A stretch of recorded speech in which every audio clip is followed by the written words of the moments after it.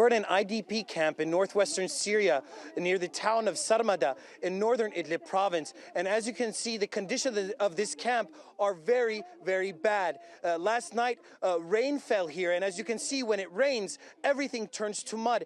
Everyone here is either having to live inside the mud or have to walk through the mud to do anything they need to get done. The people that we're speaking with are complaining that there is no running water. The water trucks have difficulty reaching these places so that they can fill up water tanks like you see here, where the people living in this camp get their fresh water. There's no running electricity. There's no any kind of sewage system here. If you could imagine, they actually run a sewage system along the sides of their houses. They dig small trenches, and when it rains, that sewage actually pours out into the water that's left behind by the rains. This gentleman here is living in this camp, and he's trying to help the people here make the situation better. He's going to explain to us more about the difficulties he's facing. I am Muhammad Saleh from Haas. We escaped from the criminal Russian bombardment on our homes, and the shelling still continues today. It's been 4 months since we left and came here. We're living in a real humanitarian catastrophe. Is it possible that all the humanitarian organizations don't have money to fix the sewage problem we have at the entrance of the camp? Is it reasonable that I still don't have any way to heat my tent? Is it acceptable that in the last 5 months, no one has brought any food baskets to this camp? Aren't we all made from the same flesh and bones? Why are we being treated in this way?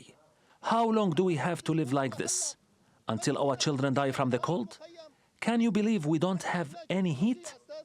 Is it because we're Muslims? Go and see the children.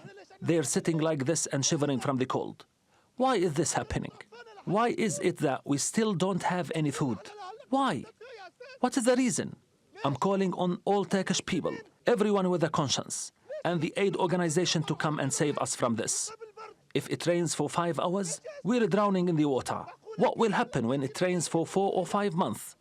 Our kids will die. That's what will happen. We left everything behind. We came here because it was safer than our homes. But there is no heating, no diesel, nothing. We're all supposed to be part of humanity.